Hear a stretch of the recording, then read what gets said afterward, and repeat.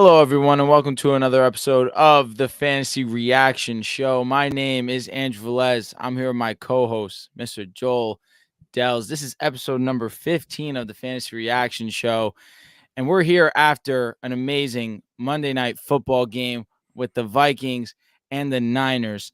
Now, if you guys are tuned in to the Pick a Side Twitter, you know that we have a special guest on the show, and some of you thought that you guessed it. I'll leave it. I'll leave it for when we introduce him. But Mr. Dehls, how are you doing today, sir? Doing good, man. I wasn't expecting this game to be so electric. I was thinking maybe I could sneak out, go to the gym at halftime, get a quick workout in. And Minnesota, credit to them, because we were talking on the show last week, like Kirk Cousins isn't playable. He just sucked it up against the Bears. He doesn't have Jettas. Now he has to go up against the San Francisco 49ers. I'm here thinking, is he droppable in one quarterback leagues after this week? And he put on that performance, really one of the best single game performances I've ever seen from Kirk Cousins, given the injuries, circumstance on the road on Monday Night Football, the defense he's going up against. But it was a great game, great fantasy game too. Now, I'm going to bring our guests up. I feel like we've already done enough to the fans for them wondering who it is. Of course, it's none other than yours truly, Mr. Joel V. Moran. Joel, how you doing today, sir? Oh, after the game we just saw, I'm doing great. I mean, listen, man, I feel like a lot of narratives sometimes are fair, sometimes are unfair. Kirk Cousins doesn't perform in prime time. This was a prime time game. That's an unfair narrative. He came out, showed out. No Jettas, 378 yards, 2 touchdowns, 107 passer rating. Oh my goodness. And then a narrative that was fair all along. I mean, Brock Purdy, system quarterback or elite quarterback, I felt like if you lean the ladder, you were absolutely laughably wrong. I mean, Brock Purdy tonight, Drew, before the show, you said Brock Purdy was playing well until he wasn't. That's a fact. Brock Purdy made some great throws, even though he did have that Mickey Mouse touchdown to CMC.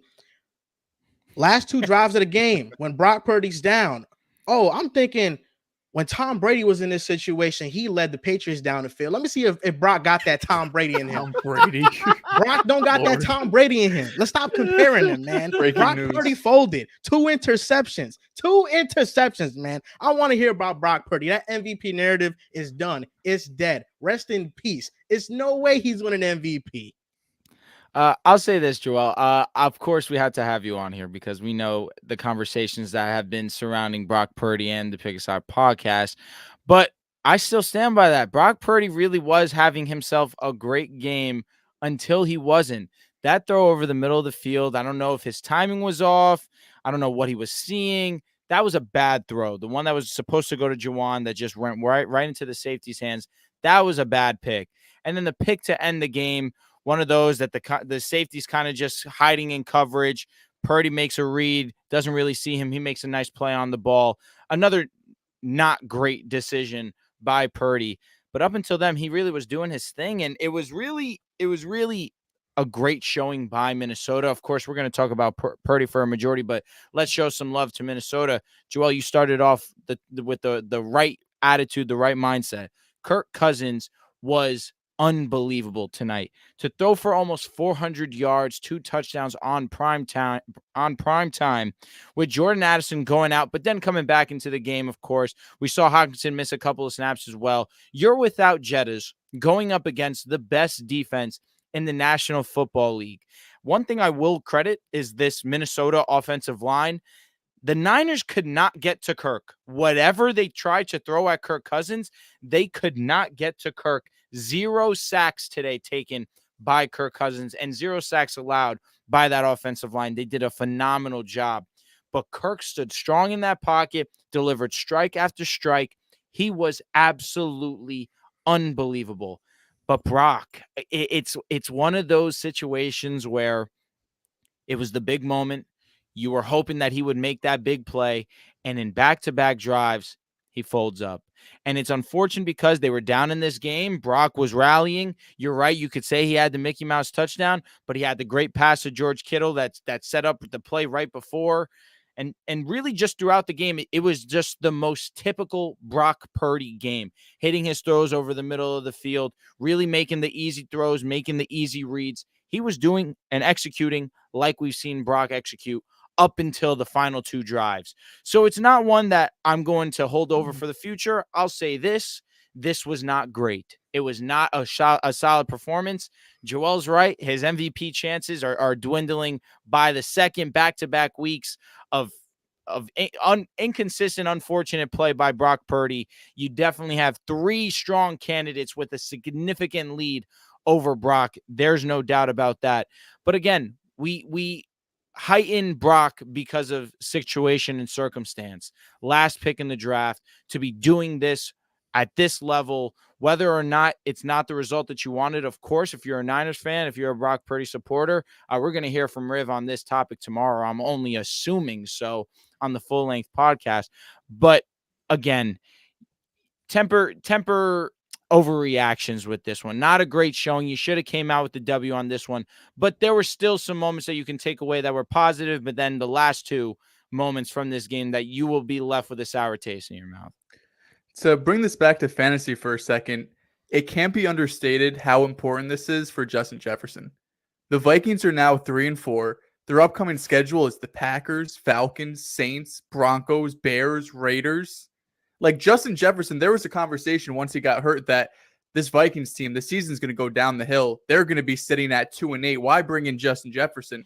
Now they're sitting at 3-4, and in a weak NFC with outside the lines in their division and San Francisco 49ers, I mean, this thing is wide open. They're sitting at 3-4, probably a game or 2 out of a wild card spot. So if you have Justin Jefferson, if he's stashed on your IR, he's on your bench, this is great news for you, because the world where the Viking season just goes into the tank, right now that doesn't look like the case. The Packers upcoming, then the Falcons, their next 2 games. Listen, we'll talk about the Packers on tomorrow's show, but they're looking like one of the worst teams in football right now. They are not looking like a good group.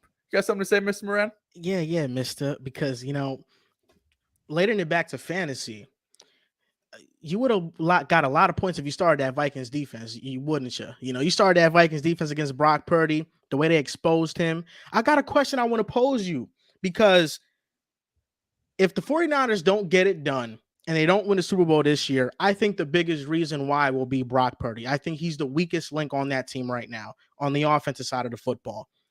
If the 49ers lose, Brock Purdy, he's not getting paid anything. They're not tied to him in any sort of financial way. Kirk Cousins is an unrestricted free agent. After Kyle Shanahan just seen what Kirk Cousins did firsthand to his defense, if the 49ers don't win it all, do they go out and try to get Kirk Cousins on this team? They make a call to Captain Kirk to finally get the job done and make Kirk Cousins a Hall of Fame quarterback, because that's all Kirk Cousins needs. He needs a Super Bowl, and he will be a stamped-in Hall of Famer. I'll say not a bad idea. No way, no how is that a bad idea. I think it's just smarter to take the lesser contract with a guy who's already shown you he can have success in the offense, shows you that he can win multiple games, has won multiple playoff games, or has won 2 multiple playoff games. And so you're going to take that, especially with a guy who's not going to cost you almost, let's say, 40, 45, maybe even 50 million a season. With the way that Kirk Cousins has been playing, he's going to get top dollar, no doubt about it. So in that situation, if I'm the Niners, I take the financial help, as opposed to now if I'm signing Kirk Cousins, now the expectation, where their expectations are already championship or bust with how great this Niners team is. But now with that $45-50 million contract a year to the quarterback room, now the expectation is championship or bust. And we've already seen Minnesota try and make that move and unfortunately come up short with Kirk Cousins. I think Kirk Cousins to the Niners sounds great, but to Drew's point, you're paying Brock Purdy nothing, man. You're paying him nothing. So unless Kirk Cousins wants to come over here, a nice little pay cut, maybe he wants to take 30-35 mil for a chance at a Super Bowl run. And you can still have this team together, resign the guys you want to resign, maybe make another splash move. I get it. But Brock Purdy is going to be the story this game, right? And the 2 interceptions, absolutely backbreaking, right? The first one was so bad that it almost felt like there was something wrong with the play, whether it was the design or the route was wrong or something. And that second one where he was just trying to make something out of structure. But defensively for the 49ers, I mean, this was one of their worst games in recent memory. Over 450 yards allowed. They averaged almost 7 yards per play defensively, allowed that to the Vikings. 8 for 13 on third down. They didn't get any sacks, lost a turnover battle, which is more on the offense than the defense with 2 interceptions and a fumble. But I'm looking at this 49ers defense right now and saying, listen, last week it was an ugly game. You had the rain. It was going up against another great defense. Things were kind of all over the place offensively with a couple of injuries going in and out. But this was a game that we were expecting them to dominate. This is a game where you have Nick Bosa. You have all of the talent. You have a severe talent advantage, at least defensively, with the Fred Warners, the Hufangas, the Nick Bosas. I mean, there is a substantial advantage here. And the Vikings were the one who ended up playing the better defense. So although Brock Purdy, he's going to get all the blames and deservedly some respect, but this defense that's been hyped up, like Drew mentioned, coming into this week, they were regarded, Cleveland, Jets, top 3, top 5 defense in the league. They didn't show up on primetime either. Dehls, you going in and out like a restaurant right now. Holy moly. Am I? Yes. But I got the gist of what you said. Listen, I understand the reservations about bringing in Kirk Cousins because of that large price tag. Dehls, correct me if I'm wrong. And Drew, I know that you keep in touch with some local NFL games as well. When's the last time Zach Wilson has had 2 interceptions and cost his team the game the way Brock Purdy did? Zach Wilson not doing that this year. This is a new, revitalized Zach Wilson, baby. Zach Wilson's not doing that. He's showing out. Zach Wilson almost threw the interception that led to the Broncos coming back and beating y'all. You got bailed out by your all-world defense. Hey, credit to you guys, no doubt about it.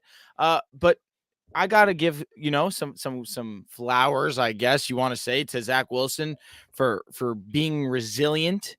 That he deserves credit there for sure. Yes. But absolutely zero doubt in my mind, Brock Purdy still clears Zach Wilson. I am happy for the story that is Zach Wilson and the New York Jets. I want to see you guys continue to have success. I'm not a hater. I'm most definitely rooting for my guys to be successful. And especially a story as unfortunate as Zach Wilson, where he's just not lived up to anywhere near the expectation, but he's been able to do a job. He's been able to win some games. And where you look at Brock Purdy, again, this was a solid performance until it wasn't. So if you can eliminate those mistakes going forward, again, he's still young into his career. There's still times to clean up the mess that is. You were playing without Trent Williams as well, no Deebo Samuel, and you still were able to have moderate amounts of success offensively. Defensively was the real concern here. The fact that they were able or not able to get to the quarterback, the fact that they were not able to stop Kirk Cousins on third down, what seemed like at all tonight, that's more concerning to me. Now, I understand Brock Purdy is going to be the easy guy to target, of course, for narratives, and you're on the show, and we're here to have fun with that as well. But again, you expect the defense to be better. Tonight, it simply was not. I feel like we got to give a lot of credit to the Vikings because the turnaround for them to give up 300 yards and 3 touchdowns in a playoff game to a below bottom of the barrel quarterback and then go up against an MVP candidate in Brock Purdy and a high-powered offense. And for them to only let up 17 points. I mean, the way Brian Flores has turned this defense around, you can see they visibly got younger. They got faster. They're covering way better on the back end. And Brian Flores has really turned around his defense. And it's not quite often when you see a 13-4 team get better, yet the record is significantly worse. Because this Vikings team, no doubt in my mind, is better than last year's Vikings team. It's funny because last year they had all the one-score victories in the league. I think they led the league in most one-score wins. And then this year they lead the league in most one-score losses. So to be able to come away with this one was huge, of course. But nevertheless, I don't disagree with you too much. Defensively, they were horrendous last season. And it seems drastic, the difference. But also what's a drastic difference is how solid this offensive line has been performing as well. That was a huge deficiency for them last season. The run game was slightly better last year, but we did see Cam Akers. He looked pretty solid in his limited opportunity as well. I have hopes that Minnesota can continue to turn this thing around. Joel, you made an excellent point earlier. Jettas, he's lurking. He sees that this team is on the up. He's working to get back onto the field. You know how great this offense is with Jettas in the lineup. But all in all, this was a solid game. I definitely was not expecting Minnesota to come away with the victory. But Mr. Moran, I'll leave you with your last remarks. Is there anything you want to leave us with before you go? I was expecting this game to be a stat padding game for Brock Purdy. I was expecting to hear more annoying MVP narratives, but football gods gave me a blessing tonight. Brock Purdy, 2 interceptions. I'm gonna go to sleep sound like a baby, and I'm about to go outside and do what I do. You know what I'm saying? All right, you Do go your have thing. fun with that, sir. All right. Well, you have a good night, and we appreciate you stopping by for a little bit to talk your shit. All right, Mr. Dehls, you know what time it is. We're here to talk about the studs and duds of the week. Week 7 was an interesting one. I think our starts and sits were absolutely atrocious. We'll go by them as we go through these studs and duds. But to start at the quarterback position, Lamar Jackson, did he solidify himself as right now top 2, top 3 at the absolute least MVP candidate? He has been nothing short of sensational all season. The efficiency that he showed this past week against one of the best teams in the National Football League. We're going to talk about them tomorrow too. But 21 of 27, 357 yards, 3 touchdowns, rushed for 36 yards and a touchdown. Lamar Jackson was unbelievable. Is this just a foregone conclusion? We're talking about a top 3 fantasy quarterback. Absolutely. This is, and I think I've said it, on the regular podcast, this feels like the best version of Lamar Jackson we're seeing. This is a guy that won unanimous MVP.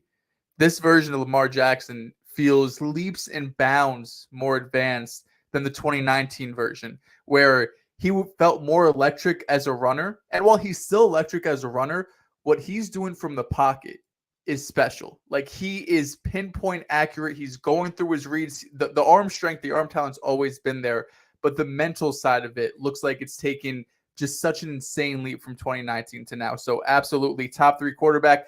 It's probably Mahomes, Hurts, and Lamar Jackson's right there. I was going to say right now, prior to this week where Lamar Jackson was absolutely sensational, Josh Allen was the quarterback 1. I feel like in a lot of people's expectations, it would be Jalen Hurts, probably Josh Allen, and between that 3-4 in fantasy football, Mahomes was quarterback 1 last season.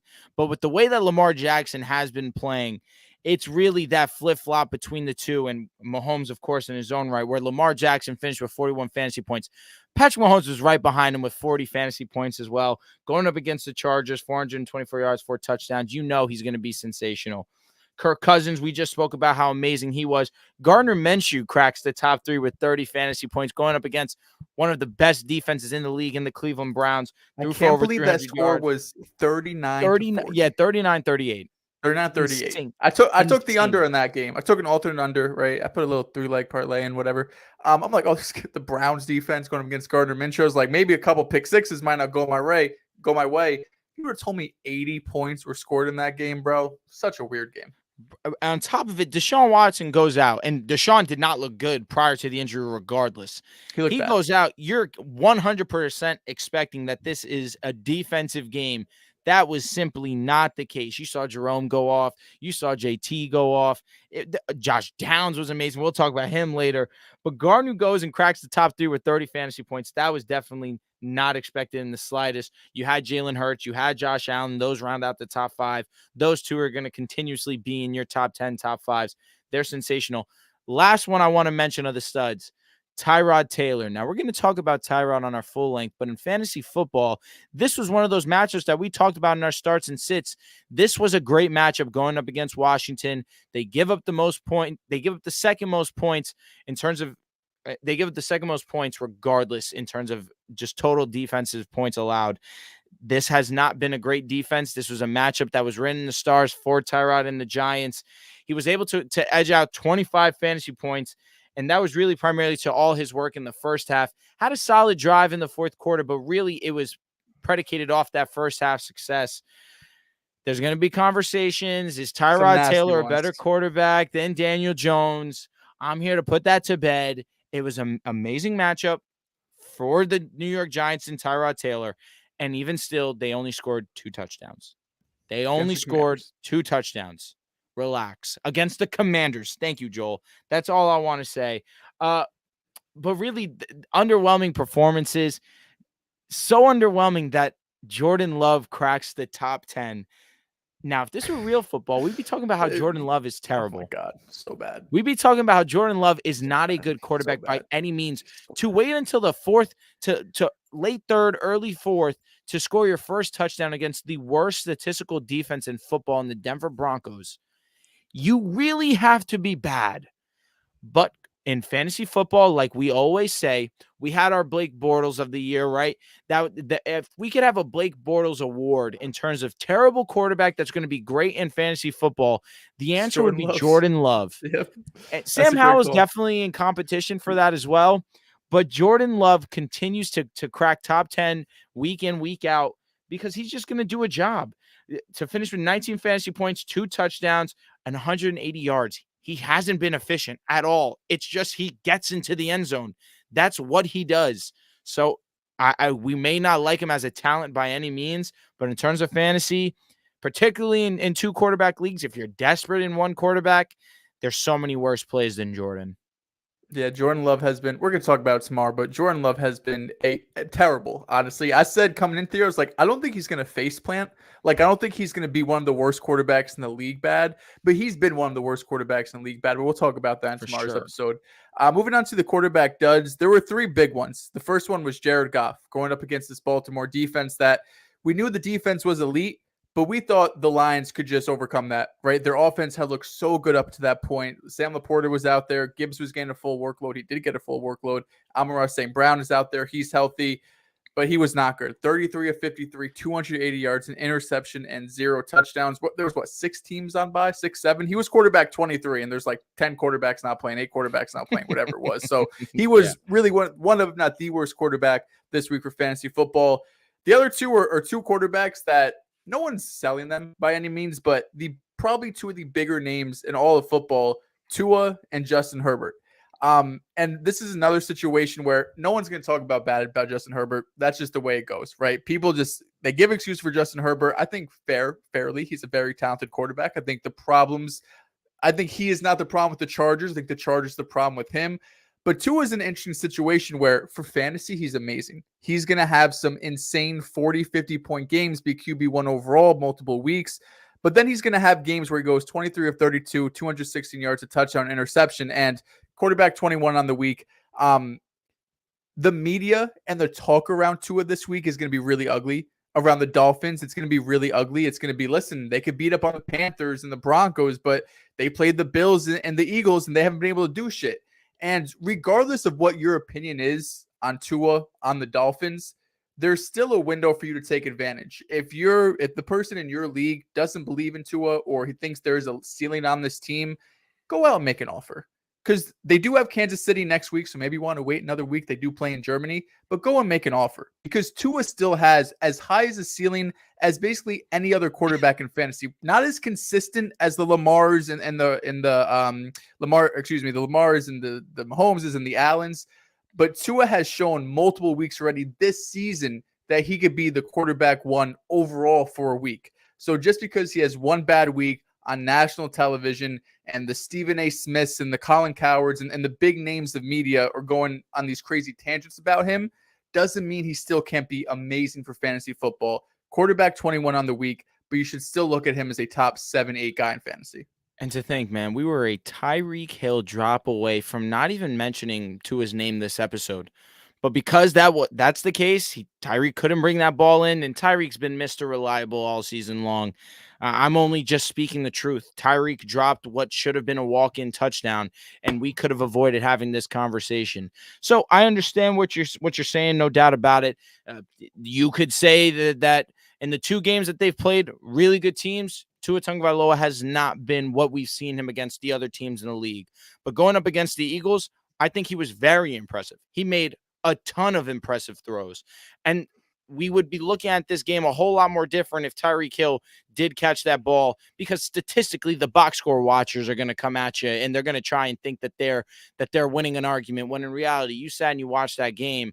Even the interception that Tua threw, Waddle ran the wrong route.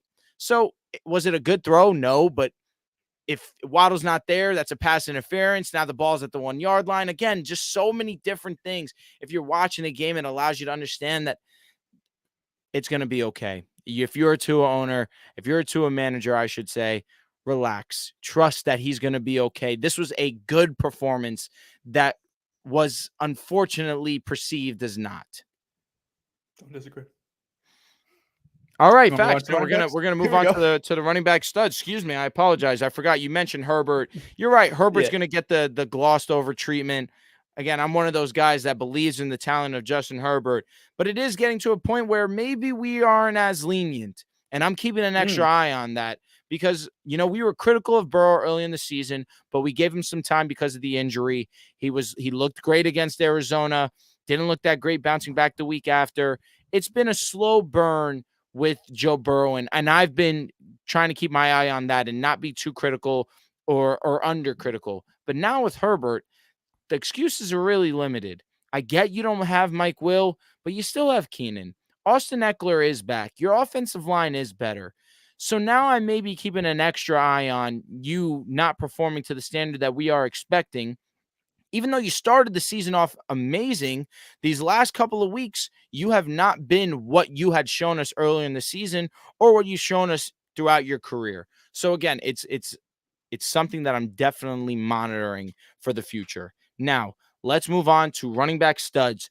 RB1, you all guessed it. It was Donta Foreman of the Chicago Bears, finishing with 32 fantasy points, 2 touchdowns on the ground, 1 touchdown receiving. And it sucked that this was the case because, of course, Donta Foreman goes and has this performance the week that I'm facing him in fantasy football. Nevertheless, we did come away with the W. Shout out to our brother Jordan Addison and CMC. However, what a performance by this guy. It allows you to feel, does it matter who's the running back for Chicago? They're going to have success? Or was this just an amazing matchup versus the Raiders, which is what I'm leaning? It's crazy how different, like, we're talking about Dynasty for a second. Imagine Roshan Johnson doesn't get concussed, and this is what he does these last 2 weeks. He goes out and puts 30 up. Like, we'd be talking about him like a top 15 Dynasty running back, and in redraft too, we're probably talking about him as a top 15 running back going forward. But since Deontay Foreman, no one really cares, and it does seem like Roshan Johnson is a step closer. I believe he's planning on practicing Wednesday. It feels like he's going to be playing this upcoming week, so very excited to see him if he does get the full workload. But in reality, Deontay Foreman, it's his job for maybe one more week. Maybe he splits touches with Roshan Johnson this upcoming week. But once Herbert's back, which is going to be in 2 weeks, and Roshan this upcoming week, Deontay Foreman was a healthy scratch before those two guys went down. So not someone I'm looking long-term for. But if I could stash him for an extra week to just see if Roshan plays or not, that would be great. Because like we've seen, he's been one of the best running backs in football because of all the usage he gets, especially in the red zone. There's part of me that feels like Deonta Foreman's underrated. Last year with the Panthers, he was solid with his opportunity. I'm talking about fantasy football. Yeah. Deonta Foreman, I feel like just does not get a chance because he doesn't have that wow factor, but he produces when he's on the football field. We've seen that. And this week, you give him the ball, he makes things happen. Now, we talked about Alvin. We talked about ETN on the Thursday episode, but RB3 this season, I'm sure all these managers were singing his praises. They were screaming, finally. Jahmyr Gibbs breaks onto the scene, 26 fantasy points, 68 rushing, a touchdown, had 58 receiving on 10 targets. Now, we do understand that the script was definitely flipped on its head. They weren't expecting to be down like this. And for the targets, I don't expect 10 to be what he gets in the future. If he gets 10 targets one time the rest of the season, I'll be shocked. But I feel as if the game script allowed this game to happen. And regardless, you're happy, you're pleased because you drafted him in the 4th round. Some people maybe drafted him as high as the 3rd round. And you were waiting on this type of performance. But again, it's not, I'm using caution with this performance. Yes. The script was completely turned around and they kind of had to lean to him into this direction. And they didn't have David Montgomery. Like, it's great. He played 87% of snaps. Before this game, he didn't have a game above 60% snaps. And other than the 60%, he had 37, 48, and 27. So this was someone who was on average playing 30 to 35% of snaps. David Montgomery goes out, and now he's the workhorse. And it's fantastic because I think Jahmyr Gibbs is a very special talent. He's going to be a great football player. He is a great football player. But for fantasy football, I hate to say it, but it's not going to last, right? Like, David Montgomery has shown week in and week out, like, they want to give him the rock 20 to 30 times. So when Montgomery eventually gets back, we're probably going to see Gibbs around that 50 to maybe, if we're lucky, 60% snap share. And to your point, the one area that he can really stand out would be in the pass game. But the Lions have just looked so good this year that we talked about their schedule. Like, this Ravens game is probably going to be the toughest game they play the rest of the season. So there's probably not going to be a ton of games where the Lions are coming back. They're down multiple touchdowns. Gibbs is in those, 2-minute, 5-minute type offenses. It's still going to be a lot of David Montgomery once he gets back, but it is great to know that when Montgomery is out, they're not doing some of this cute shit with like Craig Reynolds or trying to get someone else involved. It's a Jahmyr Gibbs show, and he deserves it. No doubt. And it was great to see, but it's one of those that I just don't know if I'm going to see this on a consistent basis enough.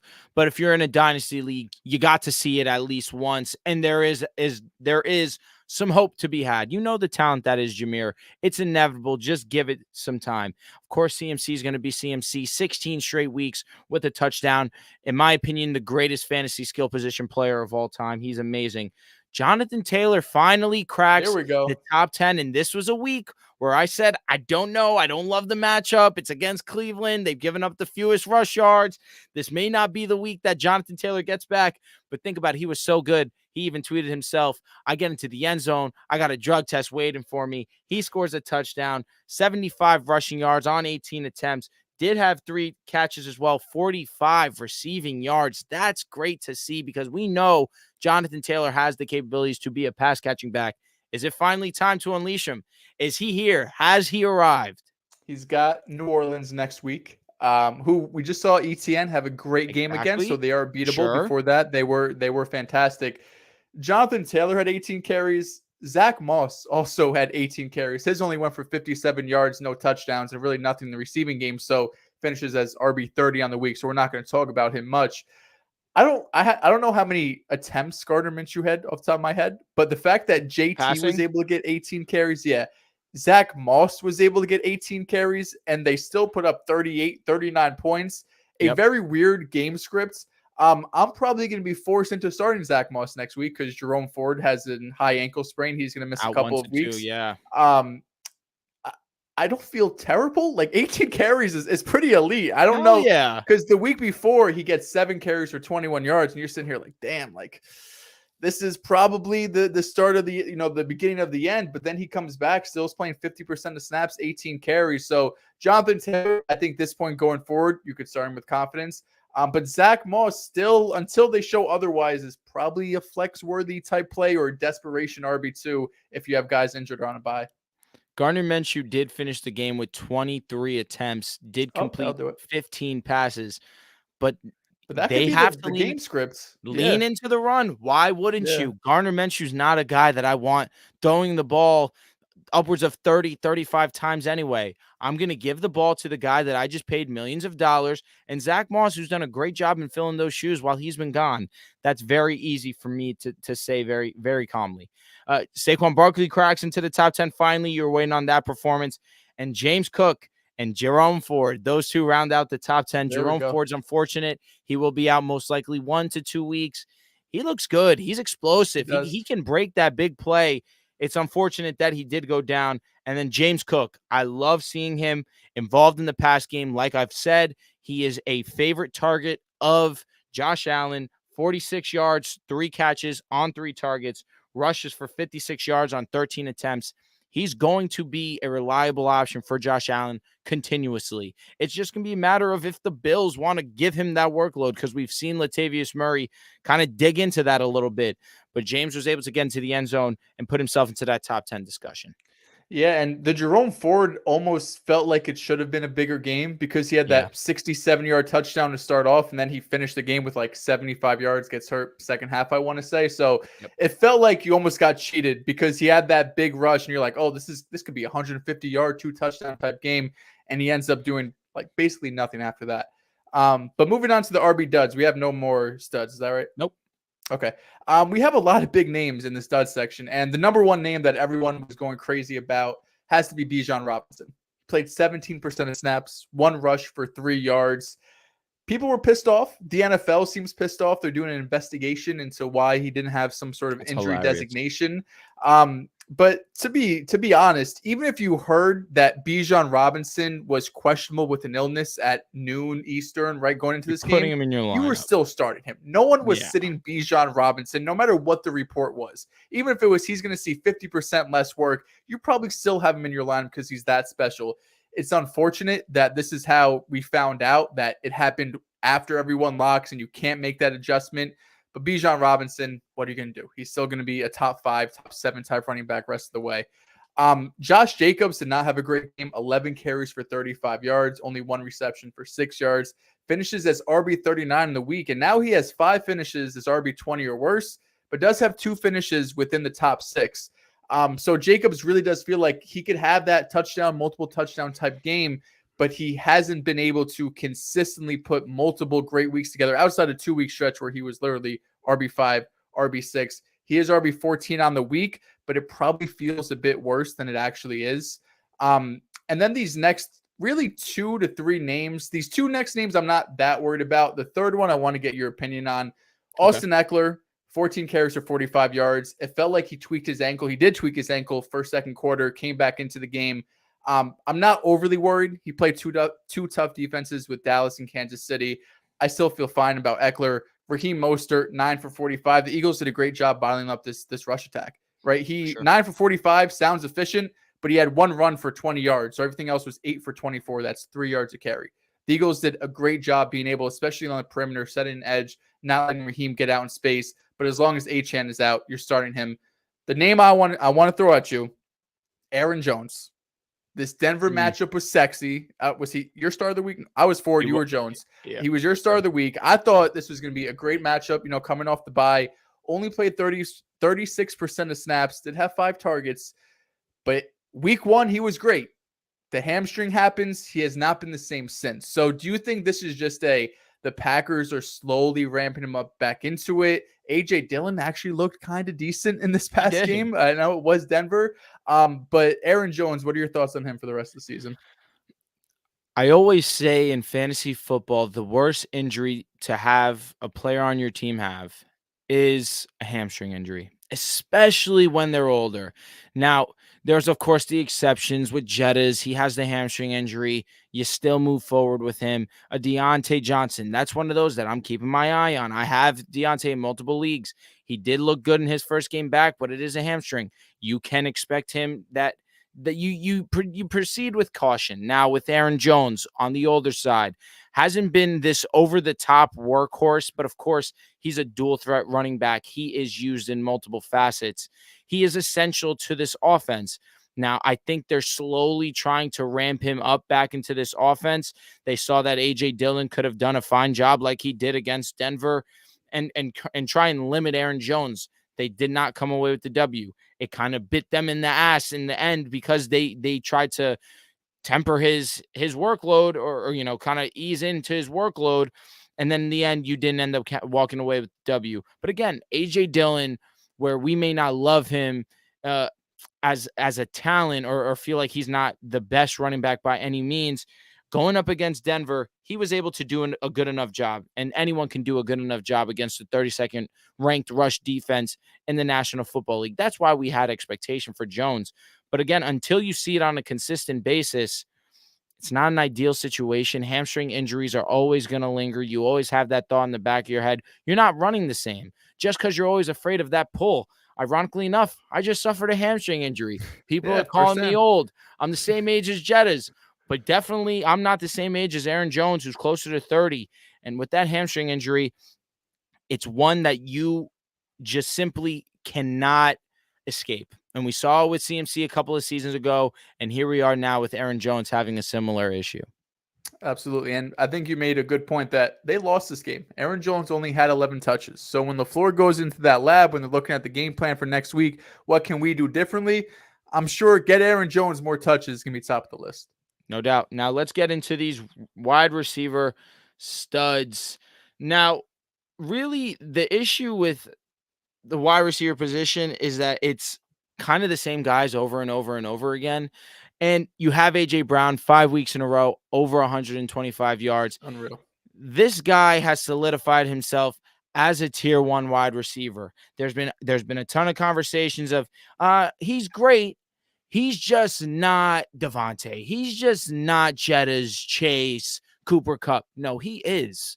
He's a special talent. He is going to finish as a top 5 fantasy wide receiver because he's in an offense that you would think would lean into the run, but all we've seen so far with the Philadelphia Eagles to start the season is that they want to establish the passing game. They want to really solidify themselves there. And the wide receiver 1 in that offense has been A.J. Brown. So finishing at wide receiver 1 this week, not A.J. Brown, it's going to be Jordan Addison. Now, we understand the talent that is Jordan Addison, and we knew that this was our only play we felt comfortable with coming into this week. And T.J. Hockenson, of course, because you start all tight ends, talking about Minnesota. But you didn't expect this one. Jordan Addison had a bully ball catch that was just insane, that you felt and you knew with Jetta's injury he would get a ton of work. I just don't know if you can expect wide receiver 1 going forward. This was just an outstanding performance with an amazing play that allowed him to have an over-the-top game. Yeah, but it is awesome to see that he's capable of it. You know, For sure. Jett is out. TJ Hockenson gets banged up. Jordan Addison is the one, and he took on that challenge. He earned those targets. Like you said, that was not regular. He's not. No, not at all. No. And that was we just talked about him. It was an A.J. Brown-like play to rip the ball out of the defender and said, this is mine, get big. You know, Jordan Addison standing at a 180, soaking wet probably. But the talent is there. I mean, you saw it at USC. Biletnikoff winner his sophomore year at Pitt. Really special player, and it's great to see him really flourish with Jetta's out. With Jetta's out, that Kansas City game is where we saw Jetta's go out relatively late. He did finish as wide receiver 16, then follows it up against Chicago, a great matchup, wide receiver 31, and then bounces back with just an unbelievable wide receiver 1 performance. Credit to him. Tyreek Hill, wide receiver 3. You expect this. Amon-Ra St. Brown, wide receiver 4.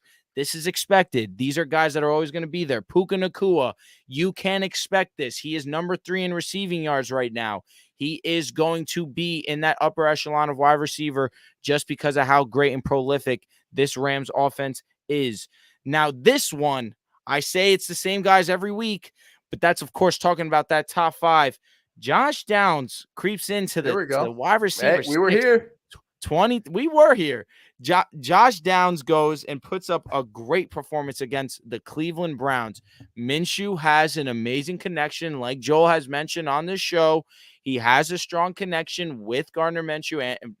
Josh Downs has a great connection with Gardner Minshew. Is this something that we can expect going forward? Do you feel comfortable with Josh Downs in your lineup week to week? He has to be one of the top flex plays, I think, on a weekly basis, just because of the upside. He's extremely explosive. He's fast. He's not the biggest guy, right? He's 5'9", 170. But 2 of the last 3 weeks, 97 yards and 125 yards this past week. Last week, he had only 30-something yards, 31 yards, but did have a touchdown. 21 yards, but ended up having a touchdown. So you'll take that. Right now, Josh Downs, Michael Pittman's a wide receiver 1. Don't get me wrong. But Downs is wide receiver 26 as a rookie who you're expecting as time goes on, just going to be more and more comfortable in this offense in the NFL.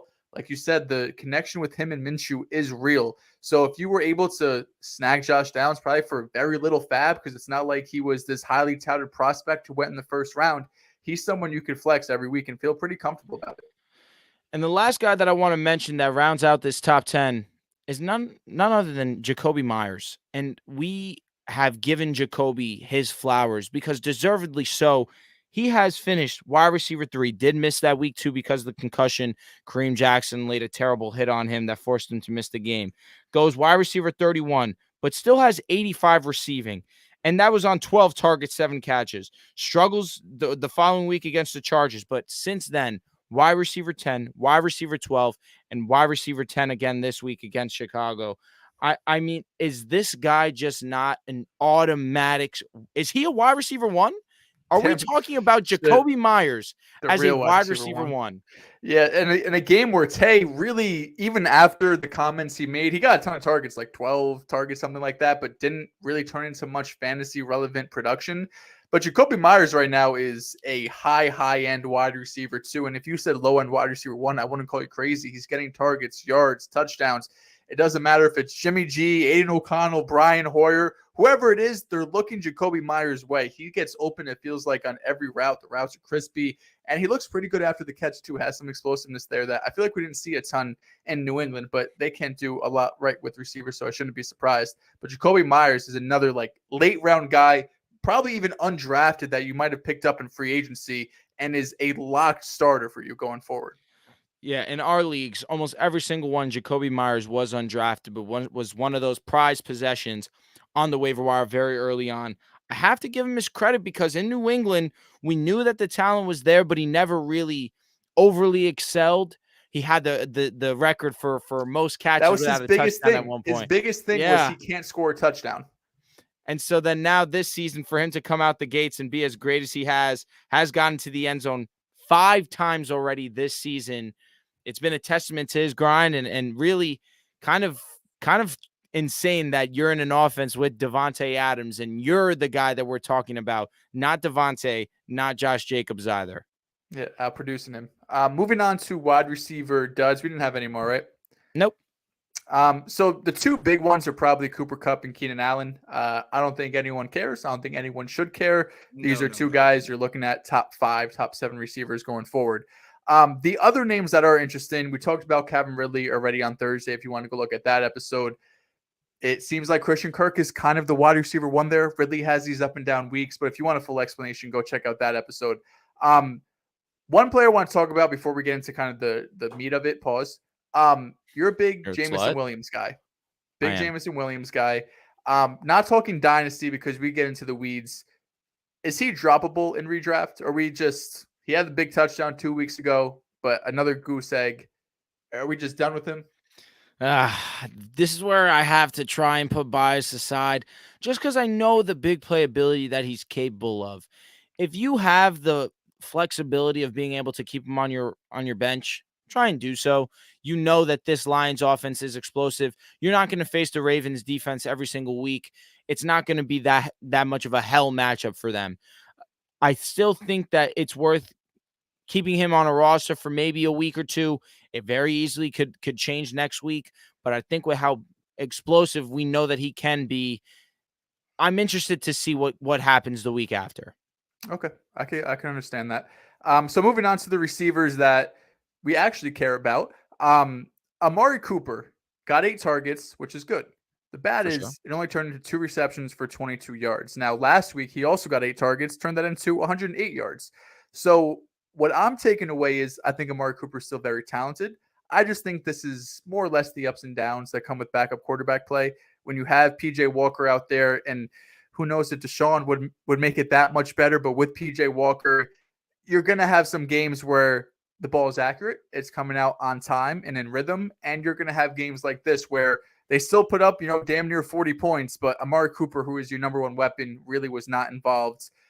The other veteran player who I was very high on coming into this season, I thought he was one of the best values in fantasy, but has done nothing outside of 1 week, has been Tyler Lockett. Week 2, 2 touchdowns, right? Only puts up like 60 yards, but 2 touchdowns, gets in the end zone, has like 8 receptions or so. Great game. But outside of that, he has yet to finish as better than wide receiver 43. He goes up against Arizona, a very beatable secondary, without DK Metcalf, and puts up 4 for 40 on 8 targets. So he's getting the looks. In this game, he was the de facto wide receiver 1. JSN got a touchdown. We love to see that as well. But right now, how are you looking at Tyler Lockett and have any sort of confidence starting him? You really can't. I mean, there's really such a strong lack of consistency at that wide receiver 2 position. JSN was fantastic this week. That was amazing to see. That's really what the highlight of course, outside of Ken Walker, but when we're talking about the wide receiver, he was the highlight. 7 targets, was efficient with his 4 catches, did get into the end zone. Tyler Lockett, it's just, I guess we're finally seeing that part of his career where he's the guy that we all expected him to be, but so late into his career. He's been such a model of consistency. We were always waiting for this moment. We were waiting. It never came. But now with JSN and now finally seeing him produce, when DK Metcalf's out there, that's the wide receiver one in this offense. It's just tough sledding for a guy like Tyler Lockett. But one of those that's just you keep him on your team. You don't think about dropping him. He's too big of a name. You keep him on your bench. You use him as maybe a potential piece in a trade, just a strong flex. But at this point, I think strong's a strong word.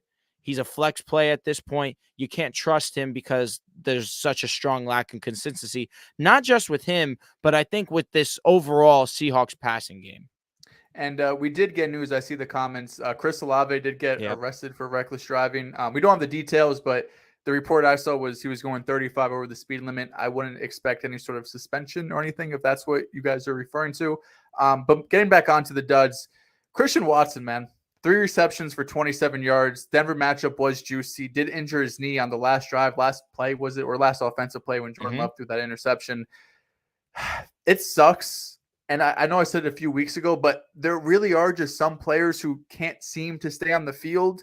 And so far through 2 years, it's kind of been the story of Christian Watson, where we see the flashes, we see the explosiveness, we see the big playability, but it just feels like every time he gets over one hurdle, something pulls him back, right? He finally gets over the hamstring, plays a couple of games. Now he has the knee injury. And he ended up might not missing a ton of time. I felt like the MRI or the news that came back was more positive than what we thought it would be.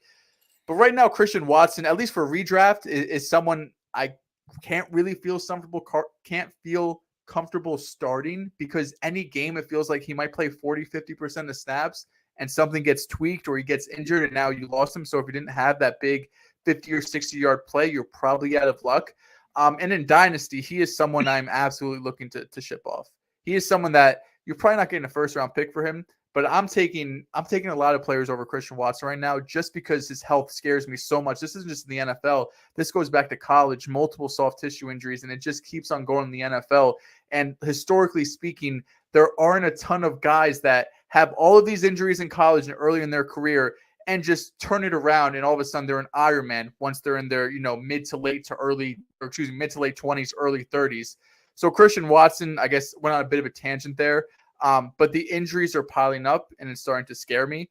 The other two names I want to mention, Hollywood Brown, 3 for 50. Kyler Murray's coming back. Sounds like week 10, which is great news for Hollywood, who started off really strong. These last 2 weeks, he's been pretty mid. And Smitty, who once again, 4 for 49. It sucks because you probably have to start him every week. I'm sure there's a game is on the horizon that he goes off for that 100 or 120 yards.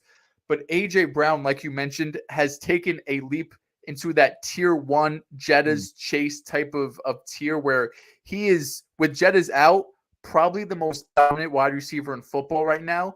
And when you're that hot on that type of tear, I think he deserves to get those 15 targets, and Smitty's going to see a bit of reduction in targets. I know you didn't mean to disrespect Tyreek Hill. We'll put Tyreek Hill number 1, but most definitely A.J. Brown is in that top 3, just rounding it out. He has been nothing short of phenomenal. But Devonta Smith, I feel as if he's just at a point where he just has to understand he's great. We know that Devonta is one of the more talented wide receiver 2s in the league. But when AJ's cooking like this, you have to feed him the rock. And now we've seen in back-to-back weeks, and we're seeing Dallas Goedert start to, I should say the last 3 weeks now, Dallas Goedert get a little bit more involved into this offense. He had himself a great week against Miami. There's a lot of mouths to feed. And unfortunately, there's this spell during the season that Devontae's kind of going through right now. And I think that better days are to come. They're still incorporating him into this offense. It's not like we're seeing a lack of targets there. It's just other guys are getting theirs more than he is. So it's kind of allowing Devonta Smith managers to feel left out of the party. Better days are to come. He's still too great of a talent to just completely be this dud. I know we've spoken about him 3 weeks in a row now in this section of the show, but he's too great to allow him to continue to be here. Yep, I agree. All right, moving on to the last part of the show. We're going to get into the tight end starts. Now, it was National Tight Ends Day yesterday. Now, we had that carry over a little bit today where TJ Hawkinson rounds out the top 4. He was the tight end 4 on the week with 19 fantasy points, 86 yards. Did have that ankle injury, but did come back into the game. That's huge. TJ Hawkinson owners obviously know that they need him. There's a very little replacement for him on the waiver wire. It was great to see him get back there. But of course, tight end 1 is going to be Travis Kelce. Had finally his breakout game of the season, 179 yards and a touchdown, 13 targets, brought in 12 catches. A lot of that got done in the first half. Nevertheless, this was a sensational performance by not just Patrick Mahomes, but Travis Kelce. He was sensational going up against the Chargers. Darren Waller, what's going on? Tight end 2 on the week, 22 fantasy points, 98 yards on 7 catches and a touchdown. I mean, it may be time. Maybe finally they're starting to realize, we brought this guy in for a reason. Let's feed him the rock. Let's get things going. Tyrod definitely understood that assignment. Hey, I have to get the ball to my best weapon going up against one of the worst pass defenses in the National Football League as well. It was great to see the production match the matchup as well. Do you know what Darren Waller? Sorry to cut you off. All good, bro. Do you know, if you were to guess where Darren Waller ranks? If you saw it, then don't answer. But where does Darren Waller rank in terms of tight ends right now? I'm just gonna guess with how bad tight ends have been. I know that he was solid week 2 against the. Was it week 2? Week 2 against the Cardinals, whichever week it was. Yeah. And I know that he was obviously great this week. I'm just gonna guess number 6. It's tight end 4. Okay. Now, that's just how bad the tight ends landscape is. If you get into the end zone a couple of times, you're gonna be high on this list. Yeah, that's hilarious. He has, just to go recap his points per week, 5, 10, 3, 3, 12, 6, 19. That gives you tight end 4 in the season. That's ridiculous. The tight end landscape's really in shambles. I wonder if Jake Elliott's still outperforming 95% of tight ends. Probably. But a couple of new additions to the top 10. We see Dalton Kincaid finally have his breakout performance. Big. 15 fantasy points, 8 catches, brought in all 8 targets, 75 yards. This was against New England. We did see them get Jack Jones back, but he was primarily matched up against Stephon Diggs.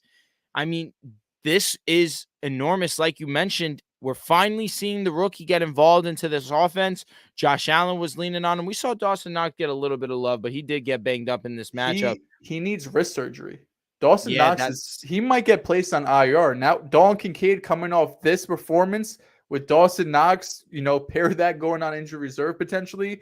Dalton Kincaid could be a second half, I don't know if he's on the waiver wire because of the first round pick, the draft capital, the hype, but he's someone that back half of the year could be a league winner potentially at tight end. Yeah, the tight end landscape's so thin that if you decided to take the risk of Dalton Kincaid in the draft and you held on because he plays for the Bills, Josh Allen's his quarterback, you just believe in it, and you're finally trying to get in, you kind of got this moment where he showed you that he can give you that production. Now the let me not say storyline because that's kind of messed up to say, but for lack of a better term, you don't have Dawson Knox to worry about anymore. Hopefully, we wish him a speedy recovery. But if you're a Dalton Kincaid manager, now's your time. This is the time that you've been waiting for. George Kittle, Mr. National Tight Ends Day. He's in the top 10, of course. Sam Laporta, even in a bad matchup, finishes with 11 fantasy points. I mean, I feel like that's the floor with how, again, the script was still kind of ugly for the Detroit Lions. He's still going to get his 10 to the floor is 10 fantasy points at this point for Sam Laporta. He's such a key part to this offense. He's going to be great regardless.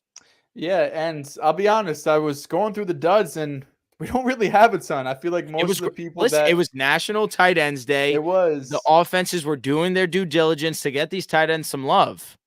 I mean, Higbee wasn't great, but at this point, we know what Tyler Higbee is. I think the only name that really stuck out to me was because we were giving him a little bit of hype was Michael Mayer, who coming off the great game, 5 for 75, follows it up with a 2 for 13 performance.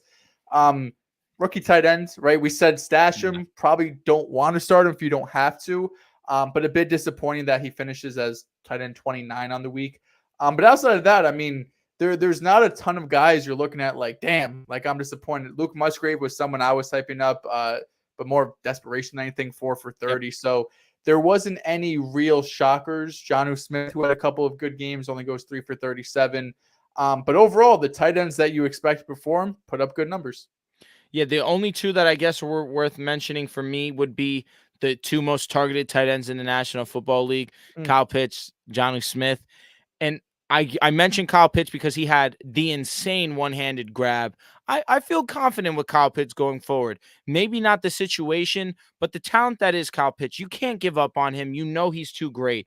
And Johnny Smith still brings in 3 catches, 27 yards. I mean, that's just what it's going to be in an ugly game. They fumble in the red zone. What was it? 3 times? Something scary. They still come away with the win regardless. But these two guys, with how much they target the tight end, not the best performances for these two guys, but I do expect that you can still use them as viable options at the tight end position. Absolutely. Want to go through some super chats? All right, let's do that. And then we're going to wrap up the show. If you guys have tuned in for this long, one, we appreciate you guys. If you like what you're enjoying, leave a like down below. Leave a comment if you guys have any sit questions.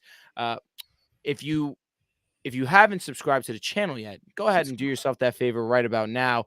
But first, super chat from Pick a Side Meme.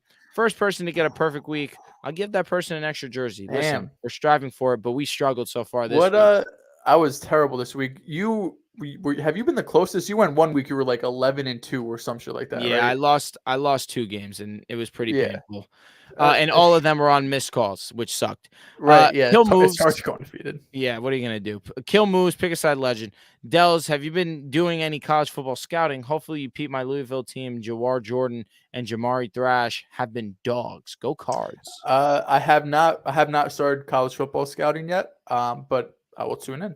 I'm excited too. This is a great, this upcoming draft class is going to be elite. Like this, in my opinion, I think rivals the 2021 or 2020, the Joe Burrow, Kyle Pitts, Jamar Chase, like that or not. I'm getting the two mixed up, but you know what I mean. That draft class with Waddle, Chase, Pitts, all of those guys. It's class like that with special top end talent. The last super chat we have is from Big Chief. Says, got to give my weekly love to my Seahawks with that spoon hit. For fantasy, would you guys start Downs, Rice, or Addison for a flex? Rice did get into the end zone. Downs also was obviously a top 6 finish this week. And Addison being wide receiver 1 this week. I feel like for opportunity alone, I have to go Addison. He's the wide receiver 1 on his team. He's going to get consistent looks. Downs, I mean, neither of these guys are bad plays, but I feel like for opportunity alone, Addison has to be the choice. Yeah, it's Addison by a pretty wide margin for me. But Downs and Rice, both another week that they showed some promise. Rice had a touchdown this past week. We talked about Downs already. So all of these rookies, if I could have them on my bench, I'd be interested. All right, so let's go over some waiver wire additions to wrap up the show. First name we're going to have is Darrell Henderson. Now, we have this conversation because there was a little bit of vagueness to who the starting running back was going to be. Now, what was it? Zach Evans was in conversation early on, and then as the week went on, it became very evident that wasn't the case. It was going to be a Darrell Henderson, Royce Freeman. Now, Darrell Henderson logs in over 50% of snaps. I believe the number was 57% of snaps. Had 18 carries, 61 yards, and a touchdown. Not efficient, but still got a ton of opportunity. With that alone, and Kyron Williams out another 3 weeks, this guy becomes a major ad for me. I'm dropping, especially if I need a running back for the next 3 weeks. I know that this guy's going to get a ton of volume. I'm in the upwards of 20-25% for Darrell right now. The offense is too great, and with this amount of workload, it's an obvious no-brainer. Are you worried about Dallas this upcoming week? Dallas, if they have an issue, would be stopping the run. We did see them kind of game plan for the Niners, and obviously with Eckler not being the best of rushers, regardless, the stat line was not there for him. I still feel where if I'm Dallas, I'm game planning for Matthew Stafford. I'm game planning for Cooper. I'm game planning for Puka. The least of my concerns, if I'm Dallas, would be Darrell Henderson. I think that he can have a solid game, and regardless, he's going to have the workload to get his. I still feel pretty comfortable with the 20-25%. You don't see a guy like that get that amount of – you don't see a guy on the waiver wire really get that amount of opportunity regardless. And he's especially coming off the street. Exactly. Right? Like, 37%. what's on the roster. 37% roster, and you mentioned it, just coming free agent signing, goes and gets 57% of snaps. That's pretty crazy to me. Dalton Schultz, if he's available, we've talked about it. He's available in 41%. He's rostered in only 41% of leagues. If Dalton Kincaid's available, go out and get him. I don't want to say that this is the highest bid of the week, but it might just be, especially if he's available for you in tight end leagues.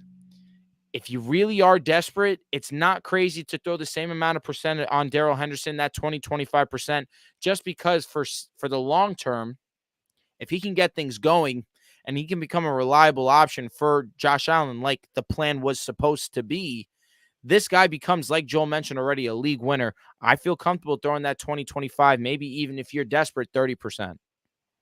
Sorry, who are we talking about? Did you say We're talking about Dalton Kincaid. Oh, my bad. I did not hear you say that. Absolutely. And tight end leagues are ugly. Darren Waller is tight end 4 somehow, some way. I feel like he's droppable. Last week, I felt like he was someone you might be able to drop, and now all of a sudden he's top 5 tight end. But Dalton Kincaid, yeah, I mean, what we've seen from Sam Laporta, who's been phenomenal, like, if you would have, a lot of people, you would have pulled 100 people coming into the year, who would have done this? Dalton Kincaid or Sam Laporta? 60% probably would have said Kincaid with Josh Allen, that offense, over Laporta. He has the talent. He has the athleticism.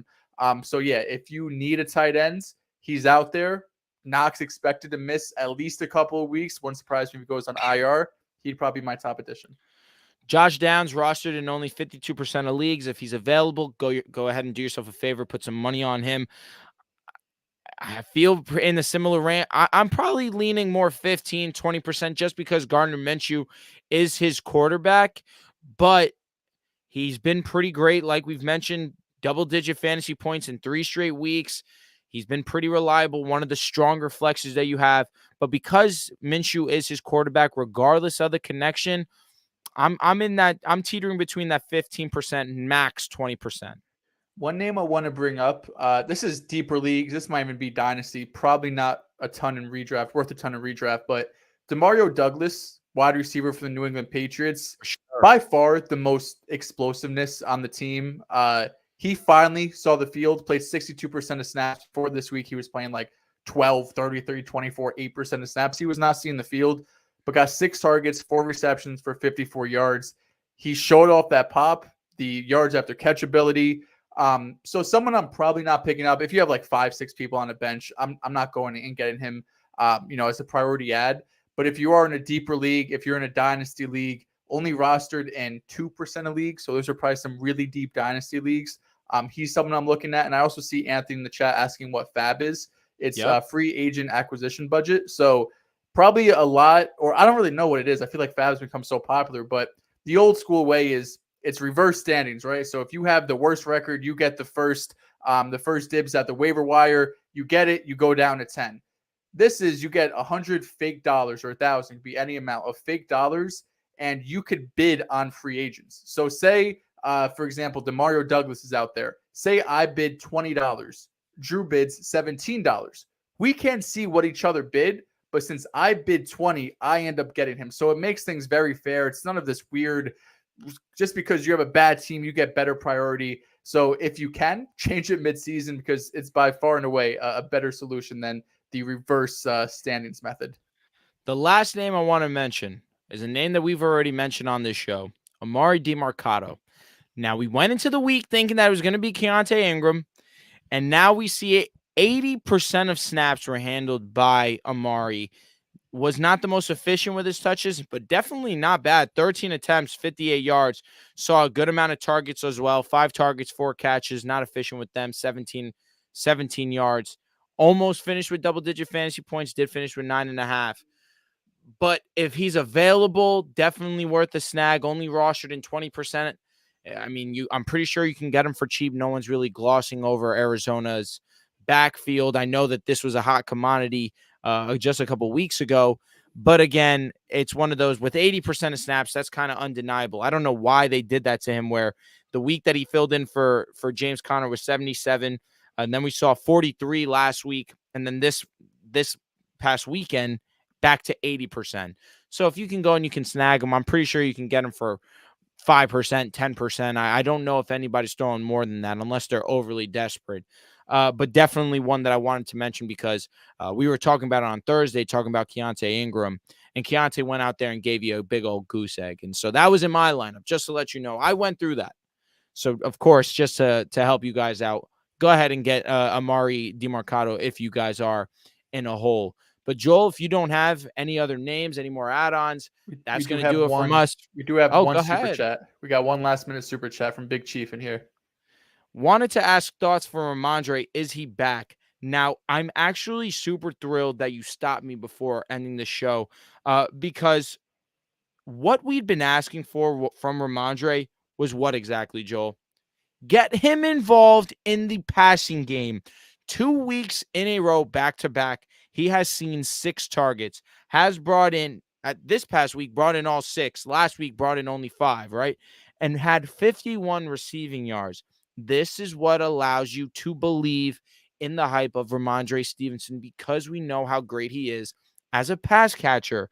Did finish with double-digit fantasy points, did finish in the top 20, was running back 19 this week. But when he's involved in the passing game, this is the guy who you drafted. We haven't seen him crack into the end zone a ton, only twice so far this season. But with more opportunity, hopefully they continue this trend of feeding him in the passing game. We will see Ramondre Stevenson get back to being a reliable fantasy option. And honestly, he's one of these guys that I'm looking at to see if owners are still not feeling the best about him.